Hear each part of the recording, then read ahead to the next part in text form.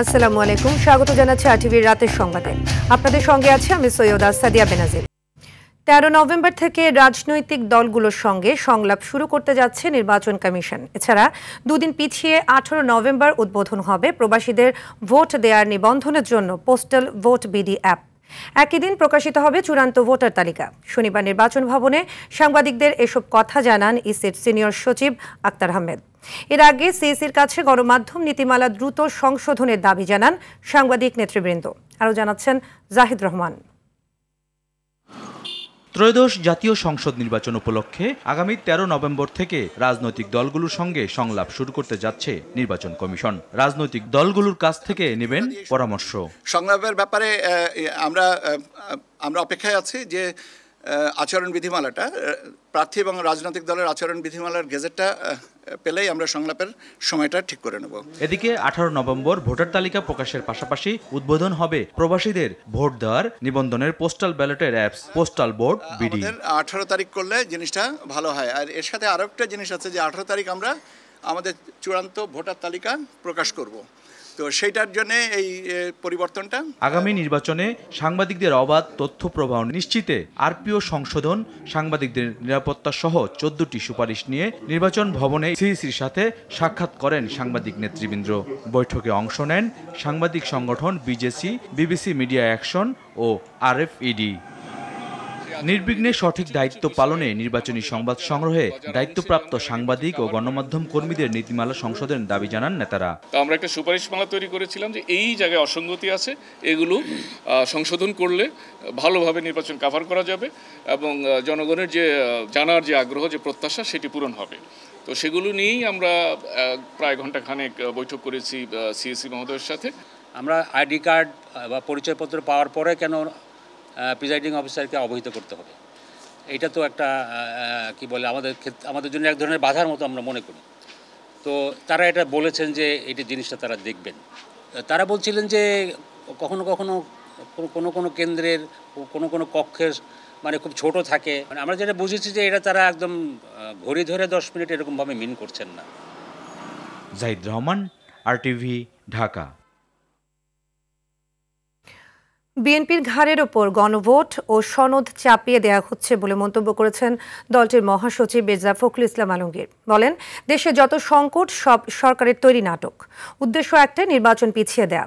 আর আমির খসরু মাহমুদ চৌধুরী বলেছেন, আন্দোলনে যারা নামতে চায় তারা গণতন্ত্রে বিশ্বাসী নয়। দাবি আদায়ের নামে রাস্তায় নেমে চাপ সৃষ্টি করা মানে ঐক্যমত্য নয়। পৃথক অনুষ্ঠানে এসব কথা বলেন তারা। আরও জানাচ্ছেন শামীম চৌধুরী।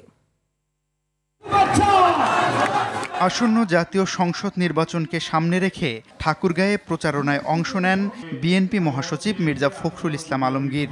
আমার এই শেষ নির্বাচনে আপনারা আমাকে সাহায্য করবেন, সহযোগিতা করবেন। জগন্নাথপুর ইউনিয়ন বিএনপির আয়োজনে দৌলতপুর বালিকা উচ্চ বিদ্যালয় মাঠে মতবিনিময় সভায় মির্জা ফখরুল বলেন, এ সরকার জনগণের সরকার নয়, তারা জনগণের কষ্ট বোঝে না। এই গণভোট সনদ এসবকে আমরা বুঝি,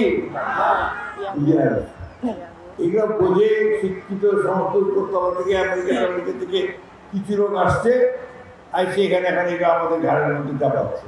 যতগুলো সংস্কার করতে চায় সেটা আমরা রাজি আছি। যেটা রাজি হবো সেটাই শুধু আসবে, যেটা রাজি হবো না সেটা পার্লামেন্টে যাবে, তর্ক বিতর্ক হবে, ভোটাভুটি হবে, সেখানে পাস হবে। এদিকে ডিআরইউ মিলনায়তনে একটি বইয়ের মোড়ক উন্মোচনের অনুষ্ঠানে বিএনপির স্থায়ী কমিটির সদস্য আমির খসরু মাহমুদ চৌধুরী বলেন, গণতন্ত্রের বিপক্ষ শক্তি নির্বাচনের পরিবেশকে ঘোলাটে করতে চাইছে। 31 দফার সব কিছু কিন্তু ঐক্যমতে আসে নাই, আমরা কিন্তু মেনে নিয়েছি। এটা হচ্ছে গণতান্ত্রিক স্পিরিটের কথা। একটা চাপ সৃষ্টি করে ঐক্যমত্য হয় না, তাহলে তো আপনার মধ্যে গণতান্ত্রিক স্পিরিটের অভাব আছে। বিপ্লব ও সংহতি দিবস উপলক্ষে নয়াপল্টনে শিশুদের মাঝে ওলামা দলের পবিত্র কোরআন শরীফ বিতরণ অনুষ্ঠানে স্থায়ী কমিটির আরেক সদস্য ডক্টর আব্দুল মঈন খান বলেন, ধর্মের দোহাই দিয়ে রাজনীতি করার আদর্শে বিএনপি বিশ্বাসী নয়। বাংলাদেশের মানুষ সরল প্রাণ মানুষ, তারা ধার্মিক, ধর্মান্ধ নয়। যারা, আমি কোনো রাজনৈতিক দলের নাম করতে চাই না, যারা ধর্মের ওসিলা দিয়ে মানুষকে বিভ্রান্ত করে, বিএনপি সেই আদর্শে বিশ্বাস করে না। অন্যদিকে বিপ্লব ও সংহতি দিবস উপলক্ষে জাতীয় প্রেসক্লাবে উত্তরাঞ্চল ছাত্র ফোরাম আয়োজিত আলোচনা সভায় যোগ দেন স্থায়ী কমিটির সদস্য ইকবাল হাসান মাহমুদ টুকু। আমাদের কর্তৃক প্রতিপালিত হয়ে আমাদের ছায়া বড় হয়ে এখন আমাদেরকে রক্তচক্ষু দেখাচ্ছে, যাদের এটা করার কথা না। কেননা তাদের মুক্তিযুদ্ধের সময় যে হাতে রক্ত লেগেছিল সেই রক্তের দাগ কিন্তু এখনো শুকায় নেই। শামীম চৌধুরী, RTV, ঢাকা। ত্রয়োদশ জাতীয় সংসদ নির্বাচনে ঢাকায় প্রতিদ্বন্দ্বিতা করবেন বলে জানিয়েছেন স্থানীয় সরকার এবং যুব ও ক্রীড়া মন্ত্রণালয়ের উপদেষ্টা আসিফ মাহমুদ সজীব ভুঁইয়া। বিকেলে রাজধানীর গ্রিন রোডে ধানমন্ডি থানা নির্বাচন অফিসে ঢাকার 10 আসনের ভোটার হওয়ার আবেদন শেষে সাংবাদিকদের তিনি কথা জানান। তবে সরকারের উচ্চ পর্যায়ের সঙ্গে আলোচনা করে পদত্যাগের সিদ্ধান্ত নেবেন বলেও জানান এই উপদেষ্টা। এখন পর্যন্ত বিএনপি এই আসনের প্রার্থী ঘোষণা করেনি। জামায়াত মনোনয়ন দিয়েছে সুপ্রিম কোর্টের আইনজীবী জসিমউদ্দিন সরকারকে।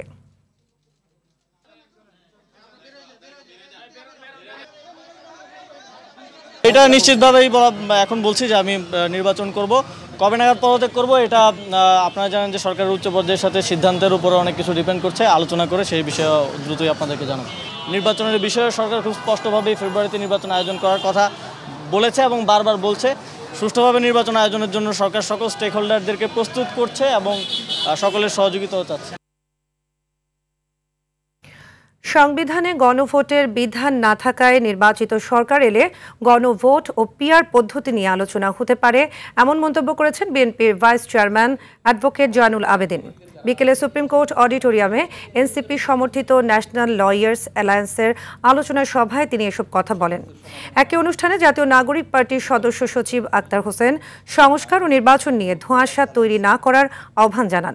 অনলাইনে সবক না দিয়ে বড় দুই দলকে বসে সমস্যা সমাধানের আহ্বান জানান দলটির মুখ্য সমন্বয়ক নাসিরউদ্দিন পাটোয়ারি।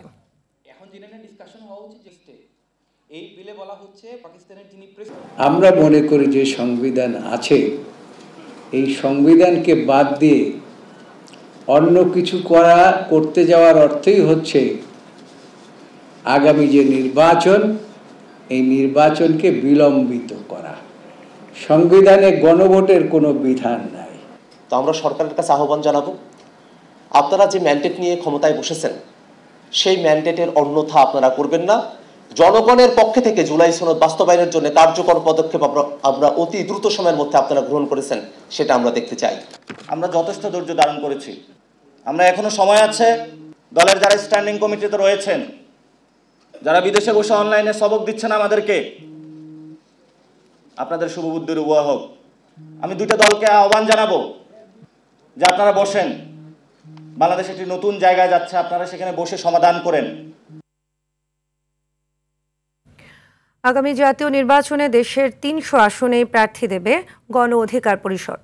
কোনো রাজনৈতিক দলের সঙ্গে জোটে যাওয়ার বিষয়ে চূড়ান্ত সিদ্ধান্ত হয়নি বলে মন্তব্য করেছেন গণ অধিকার পরিষদের সভাপতি ও সাবেক ডাকসু ভিপি নুরুল হক নূর। বিকেলে গাইবান্ধার সাদুল্লাপুর বহুমুখী মডেল পাইলট উচ্চ বিদ্যালয় মাঠে জনসভায় তিনি এসব কথা বলেন। নূর বলেন, ফ্যাসিস্ট সরকারের বিরুদ্ধে যে তরুণ প্রজন্ম দীর্ঘদিন আন্দোলন করেছে, আগামীতে তাদেরই সুযোগ দিতে হবে।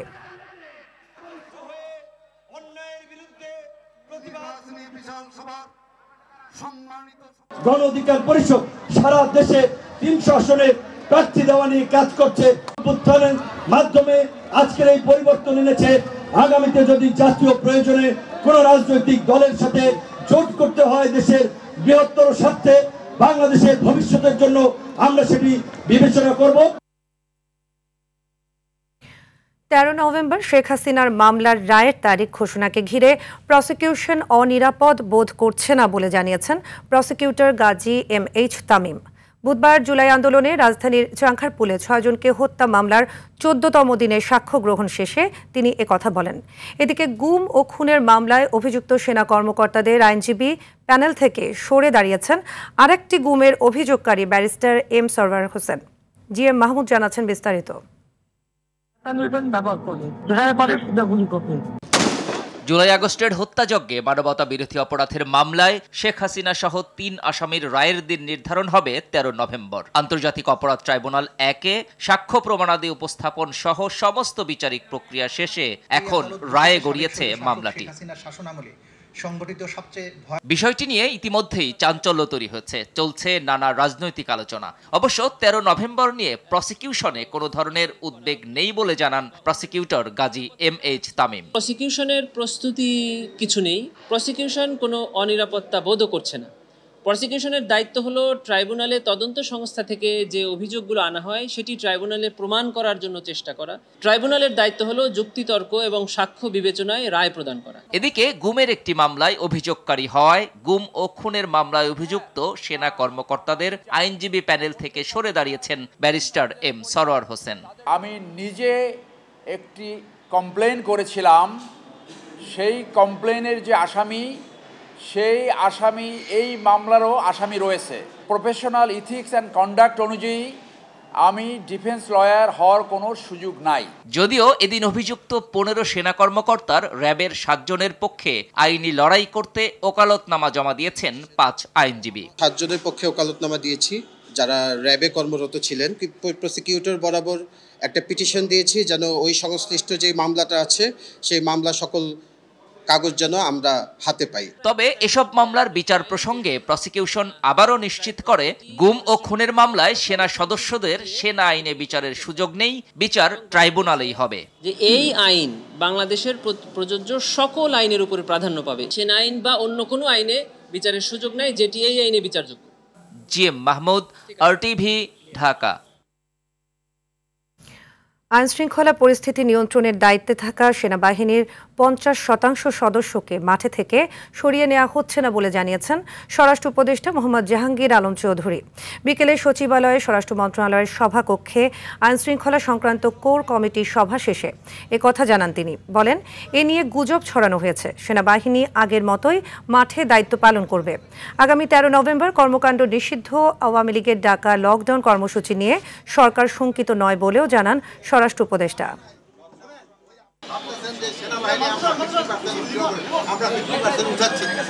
এই মুহূর্তে সেনাবাহিনী সব আগে যেরকম আছিল এখন একই। কোনো ধরনের আশঙ্কা নাই, কোনো ধরনের লকডাউন যে ডাকুন কোনো আশঙ্কা নেই। 10ম গ্রেড সহ 3 দফা দাবি আদায় ও শাহবাগে পুলিশি হামলার প্রতিবাদে দেশের সব সরকারি প্রাথমিক বিদ্যালয়ে আজ থেকে অনির্দিষ্টকালের কর্মবিরতি শুরু করেছেন সহকারী শিক্ষকরা। ফলে সারা দেশের প্রায় 65,000-এর বেশি বিদ্যালয়ে পাঠদান কার্যক্রম বন্ধ হয়ে গেছে। একই সঙ্গে কেন্দ্রীয় শহীদ মিনারে অবস্থান কর্মসূচি অব্যাহত রেখেছেন তারা। এ সময় তারা স্বরাষ্ট্র ও শিক্ষা উপদেষ্টার পদত্যাগের দাবি জানান। দীপ্তচন্দ্র পালের রিপোর্ট। 10ম গ্রেড সহ 3 দফা দাবি আদায় ও শাহবাগে পুলিশি হামলার প্রতিবাদে রোববার থেকে দেশের সব প্রাথমিক বিদ্যালয়ে পূর্ণ দিবস কর্মবিরতি পালন শুরু করেছে সহকারী শিক্ষকরা। ফলে বিদ্যালয়ে পাঠদান কার্যক্রম বন্ধ রয়েছে। শিক্ষকরা একই সঙ্গে কেন্দ্রীয় শহীদ মিনারে অবস্থান কর্মসূচি পালন করছেন। এ সময় তারা জানান, দাবি আদায় না হওয়া পর্যন্ত শিক্ষা কেন্দ্রে ফিরে যাবে না কেউ। আগামীর যে বার্ষিক পরীক্ষা, সেই বার্ষিক পরীক্ষা বর্জন করতে আমরা বাধ্য হব। শুধু এটা আন্দোলন করেছে, তাইতে যদি সে উপদেষ্টার আসনে বসতে পারে তাহলে আমরা পরীক্ষা দিলাম, আমরা ভাইবা দিলাম, আমরা মাঠ পর্যায়ে কাজ করছি, তাহলে তাদের চেয়ে আমাদের অভিজ্ঞতাও অনেক বেশি। আমরা রাজপথে বসে আছি। তাদের যৌক্তিক দাবি আদায়ের আন্দোলনে পুলিশের লাঠিচার্জ ও শিক্ষা উপদেষ্টার বক্তব্যের জেরে তারা স্বরাষ্ট্র ও শিক্ষা উপদেষ্টার পদত্যাগের দাবি জানান। কেন শিক্ষকদের উপরে এত কাদা ছড়াছড়ি, কেন পানি, টিয়ার শেল, গ্রেনেড হামলা করা হয়, কেন সাউন্ড গ্রেনেড দিয়ে শিক্ষকদেরকে হতাহত করা হয়? মাননীয় স্বরাষ্ট্র উপদেষ্টা এবং প্রাথমিক ও গণশিক্ষা উপদেষ্টা আমরা পদত্যাগ চেয়েছি। আর সারা বাংলাদেশ থেকে শিক্ষকরা আসতেছে, বিদ্যালয়ে কর্মবিরতি চলবে, দাবি আদায় না হওয়া পর্যন্ত আমরা শহীদ মিনারে থাকব। যতদিন রাজপথে থাকবে তাদের ছাত্ররা তাদের সাথে সংহতি প্রকাশ করবে। আমরা যেমন সংহতি প্রকাশ করতে এসেছি তারাও করবে, পরিণতি খুব খারাপ হয়ে যাবে। শুধু ঢাকায় নয়, সারা দেশে 3 দফা দাবি আদায়ে সব বিদ্যালয়ে কর্মবিরতি পালন করছে শিক্ষকরা। তাদের কর্মবিরতির ফলে ভোগান্তিতে পড়েন শিক্ষার্থী ও অভিভাবকেরা। যারাই মারছে তারাও তো সেই শিক্ষা প্রতিষ্ঠান পার করে এসেছে, তারা তাহলে তাদের শিক্ষকদেরকে কোনো কালেই সম্মান করেনি। শিক্ষকদেরকে লাঠিপেটা করার কারণে কেন্দ্র থেকে ঘোষিত হয়েছে কর্মবিরতি। প্রাথমিক শিক্ষা অধিদপ্তরের তথ্য বলছে, দেশে মোট সরকারি প্রাথমিক বিদ্যালয় আছে 65,567টি। সরকারি প্রাথমিক বিদ্যালয়ে ভর্তি হওয়া মোট শিক্ষার্থী 1 কোটির মতো। দীপ্তচন্দ্র পাল, RTV, ঢাকা। বাজার পরিস্থিতি সন্তোষজনক মন্তব্য করে অর্থ উপদেষ্টা ডক্টর সালেউদ্দিন আহমেদ বলেছেন, মূল্যস্ফীতি কিছুটা কমেছে। তিনি জানান, সরকারি কর্মকর্তা কর্মচারীদের নতুন পে কমিশনের সিদ্ধান্ত নেবে আগামী সরকার। এদিকে 4-5 দিনের মধ্যে পেঁয়াজের দাম না কমলে আমদানির অনুমতি দেওয়ার কথা জানিয়েছেন বাণিজ্য উপদেষ্টা শেখ বশিরউদ্দিন খান আলামিন। জানাচ্ছেন বিস্তারিত। সরকারি ক্রয় সংক্রান্ত উপদেষ্টা পরিষদ এবং অর্থনৈতিক বিষয়ক উপদেষ্টা পরিষদ কমিটির বৈঠক শেষে কথা বলেন অর্থ উপদেষ্টা doctor Salehuddin Ahmed. Private sector থেকে কিন্তু আমরা এ সময় তিনি জানান, সরকার আগামী 30 নভেম্বর থেকে আমন ধান সংগ্রহ শুরু করবে। 34 টাকা দরে কেনা হবে 50,000 মেট্রিক টন ধান, 49 টাকা দরে একই পরিমাণ আতপ চাল ও 50 টাকা দরে 6 লাখ মেট্রিক টন সেদ্ধ চাল। খাদ্য বান্ধব কর্মসূচিতে প্রায় বাজার পরিস্থিতিতে সন্তুষ্টি জানিয়ে তিনি বলেন, সামগ্রিকভাবে খাদ্যের দাম মানুষের নাগালের মধ্যে আনার চেষ্টা করছে সরকার। চালের দাম কিন্তু মোটামুটি সহজেই বলবো, যাও কিছু ভেরিয়েশন থাকতে পারে, কিন্তু চালের দাম ঊর্ধ্বগতি না। ইনফ্লেশনটি কিছুটা কমেছে। ফুড আমরা চেষ্টা করছি পুরোপুরি খাদ্য প্যাকেজটাকে আপনার লোকজনের আওতার মধ্যে আনা। এ সময় সরকারি কর্মকর্তা কর্মচারীদের নতুন পে কমিশনের সিদ্ধান্ত আগামী সরকার নেবে বলেও জানান অর্থ উপদেষ্টা।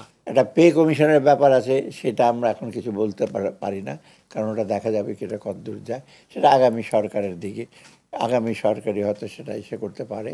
এই মুহূর্তে IMF এর ঋণের অর্থ প্রয়োজন নেই জানিয়ে তিনি বলেন, নির্বাচিত সরকারের কর্মকাণ্ড দেখে বাকি 2 কিস্তির বিষয়ে সিদ্ধান্ত নেবে IMF। আমরা রাজি হয়েছি আগেই যে আমরা এখন কোনো প্রয়োজন নাই, ওরা রিভিউটা কমপ্লিট করে, কারণ ওরা বলছে তোমরা তো করে যাচ্ছ যে জিনিসগুলো, আমরা একটু দেখতে হবে একটা রাজনৈতিক সরকার এসে কর্তৃকটা ধারণ করে, ওটা তো একটা ইম্পর্টেন্ট জিনিস, যে ওরা ধারণ করার পর আমরা ফেব্রুয়ারির দিকে ইলেকশনের সাথে সাথে ওরা আবার রিভিউ আসবে, তারপর ওরা ডিসাইড করবে, 2টা কিস্তি একবারে দিয়ে দেবে। এদিকে বাণিজ্য মন্ত্রণালয়ের সম্মেলন কক্ষে বাণিজ্য উপদেষ্টা বলেছেন, আগামী 4-5 দিনের মধ্যে পেঁয়াজের দাম না কমলে আমদানির অনুমোদন দেয়া হবে। আমাদের কাছে 2800 আইপির আবেদন আছে। আমরা এই 2800 আইপির যদি 10%ও ছেড়ে দিই, তাহলে বাজারে আমাদের জানা মতে যে আমাদের স্থলবন্দরের ওই পারে প্রচুর পেঁয়াজ মজুদও করা হয়েছে। সো আমরা যদি এখন ছেড়ে দিই, বাজার স্বাভাবিকভাবে ধস নামবে। আমরা ধস নামতে চাই না, আমরা চাই যে একটা স্বাভাবিক মূল্য পরিস্থিতি বিরাজ করুক। আর যদি এই সপ্তাহের মধ্যে স্বাভাবিক অবস্থায় ফেরত না আসে, আমরা আমদানি দিয়ে বাজার ব্যবস্থায়, সরবরাহ ব্যবস্থায় মানে যোগানের উন্নতি ইনশাল্লাহ ঘটাবো। বাজারে তীক্ষ্ণ দৃষ্টি রাখার কথা জানিয়েছেন বাণিজ্য উপদেষ্টা। আমাদের ভোক্তা অধিকার কাজ করছে। খান আলামিন, RTV, ঢাকা। শেখ রেহানা, রেদওয়ান মুজিব সিদ্দিক ও আজমিনা সিদ্দিককে প্রধান আসামি করে শেখ হাসিনার বিরুদ্ধে করা প্লট জালিয়াতির 3 মামলায় 8ম দিনের সাক্ষ্য গ্রহণের শুনানি অনুষ্ঠিত হয়েছে। রোববার ঢাকার 4র্থ বিশেষ জজ আদালতে 7 জন সাক্ষী সাক্ষ্য দেন। তাদের জেরা করেন মামলার 5 নম্বর আসামি খুরশিদ আলমের আইনজীবী। আদালতে সাক্ষীদের সাক্ষ্যে উঠে এসেছে মিথ্যা হলফনামা দিয়ে তৎকালীন প্রধানমন্ত্রী শেখ হাসিনা ও তার বোন শেখ রেহানা পরিবার নিয়ম বহির্ভূতভাবে প্লট বরাদ্দ নিয়েছে। সাক্ষ্য গ্রহণের প্রথম দিন মামলার বাদীরা আদালতকে জানান, প্লট বরাদ্দের জন্য ব্রিটিশ এমপি ও শেখ রেহানার মেয়ে টিউলিপ সিদ্দিক শেখ হাসিনার উপর চাপ প্রয়োগ করেছিলেন। পূর্বাচল নতুন শহর প্রকল্পে অবৈধভাবে 30 কাঠা প্লট নেয়ার অভিযোগে 23 জনের বিরুদ্ধে 3টি মামলা করেছিল দুদক।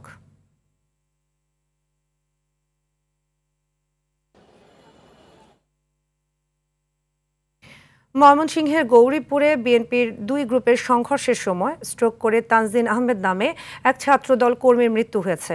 এ সময় দুপক্ষের অন্তত 15 জন আহত হয়। বিকেলে পৌর শহরের পাট বাজার এলাকায় এ ঘটনা ঘটে। প্রত্যক্ষদর্শীরা জানান, ময়মনসিংহ 3 আসনে বিএনপির মনোনয়ন পাওয়া এম ইকবাল হোসেন ও মনোনয়ন বঞ্চিত তায়েবুর রহমান হিরণের সমর্থকরা এই সংঘর্ষে জড়িয়ে পড়েন।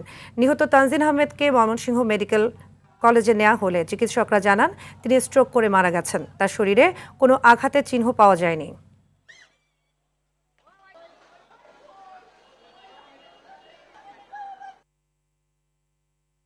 মেহেরপুর সদর উপজেলার রাজনগর গ্রামে পদ্মফুল তুলতে গিয়ে একই পরিবারের 2 ভাইয়ের 4 মেয়ে পানিতে ডুবে মারা গেছে। দুপুরে উপজেলার মশুরি ভাজা বিল এলাকায় এ দুর্ঘটনা ঘটে। দুপুরে 4 শিশু একসঙ্গে বিলে শাপলা তুলতে যায়। দীর্ঘ সময় বাড়ি না ফিরলে পরিবারের সদস্য ও এলাকাবাসী খোঁজাখুঁজি শুরু করেন। পরে বিলে তাদের মরদেহ ভেসে উঠতে দেখা যায়। পরে খবর পেয়ে মেহেরপুর ফায়ার সার্ভিস ও সদর থানা পুলিশ ঘটনাস্থলে পৌঁছে মরদেহগুলো উদ্ধার করে পরিবারের কাছে হস্তান্তর করে।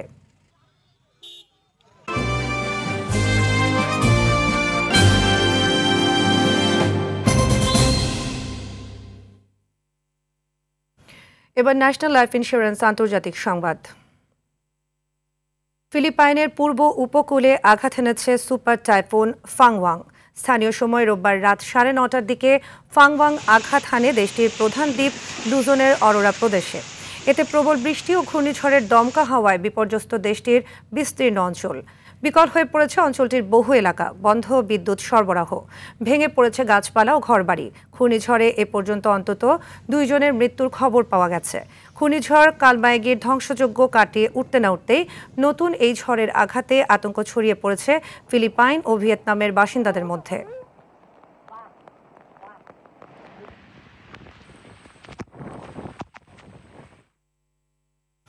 থাইল্যান্ড মালয়েশিয়া সীমান্তের কাছাকাছি ডুবে গেছে অবৈধ অভিবাসীবাহী একটি নৌকা।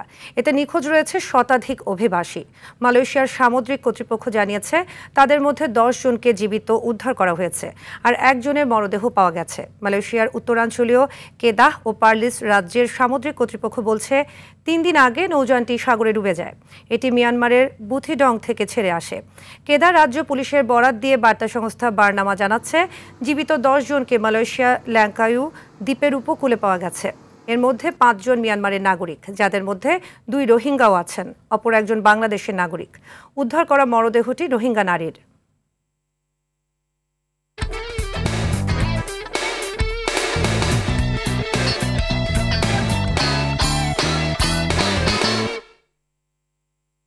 এবার খেলার খবর। নারী ক্রিকেটারদের নিরাপত্তায় 0 টলারেন্স নীতি অবলম্বনের ঘোষণা দিয়েছেন বিসিবি সভাপতি আমিনুল ইসলাম বুলবুল। সোনারগাঁও হোটেলে প্রথম দিনের ক্রিকেট কনফারেন্স শেষে সাংবাদিকদের একথা বলেন তিনি। জাতীয় নারী দলের সাবেক পেসার জাহানারা আলম 6 নভেম্বর সাবেক নির্বাচক মঞ্জুরুল ইসলাম মঞ্জু এবং প্রয়াত টিম ম্যানেজার তৌহিদ মাহমুদের বিরুদ্ধে যৌন হয়রানির মতো বিস্ফোরক অভিযোগ আনেন। এরপর থেকে ক্রিকেট পাড়ায় চলছে তুমুল আলোড়ন। এই ঘটনার পরিপ্রেক্ষিতেই বুলবুলের এমন মন্তব্য। যারা ক্রিকেটের সাথে সম্পৃক্ত, এই সম্পৃক্ততায় একটা প্লেয়ারকে বা একটা অফিসিয়ালকে বা একটা ইনভলভড যিনি আছে তাকে সাসপেন্ড করার জন্য ইনাফ এভিডেন্স লাগবে 1। 2 নম্বর হচ্ছে যে ওই তার বিরুদ্ধে অ্যাকশন নেওয়ার জন্য কি কি লিগ্যাল স্টেপস আছে সেগুলো নেওয়া। 0 টলারেন্স সাথে সাথে আমরা প্রক্রিয়া যেটা আছে প্রক্রিয়াটার মধ্যেই আছি এবং হয়তো ওই টাইম ফ্রেমটা ওটার মধ্যেই পড়ে যাবে হয়তো, বাট যারা এই কাজটা করছে তাদেরকে আমরা কোনো ইনফ্লুয়েন্স করছি না। এদিকে জাহানারা আলমের আনা যৌন হয়রানির অভিযোগ তদন্তে 3 সদস্যের কমিটি গঠন করেছে বাংলাদেশ ক্রিকেট বোর্ড। এতে আহ্বায়ক করা হয়েছে সুপ্রিম কোর্টের অ্যাপিলেট ডিভিশনের অবসরপ্রাপ্ত বিচারপতি তারিকুল হাকিমকে।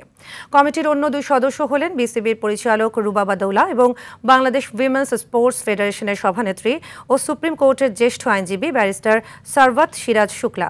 এই কমিটি 15 কর্মদিবসের মধ্যে তদন্ত প্রতিবেদন ও সুপারিশ জমা দেবে। খেলোয়াড় সহ ফিক্সিংয়ে জড়িত যে কারো বিরুদ্ধে যথাযথ ব্যবস্থা নেওয়া হবে বলে জানিয়েছেন যুব ও ক্রীড়া উপদেষ্টা আসিফ মাহমুদ সজীব ভুইয়া।